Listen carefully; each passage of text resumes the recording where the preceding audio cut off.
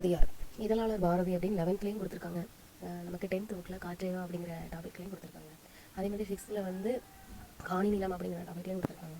8th Tamil மொழி வாழ்த்து அப்படிங்கிறதுலையும் கொடுத்துருக்காங்க. அதே மாதிரி பழைய புக்கில் 6th 11th கொடுத்துருக்காங்க.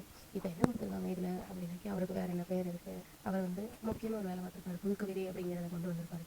ஸோ அதுதான் இதில் என்ன அப்படின்னா, உரைநடையும் கவிதையும் யாப்பு கட்டுப்பாடுக்கு அப்பாற்பட்டு உருவாக்கப்பட்ட வடிவம் வசன கவிதைன்னு சொல்கிறாங்க. ஸோ இதை வந்து ப்ராஸ் போயட்ரி, அதாவது ஃப்ரீ வார்சஸ், அதாவது இதை வந்து தமிழில் அறிமுகப்படுத்தியவர் யார் அப்படின்னாக்கி பாரதியார்.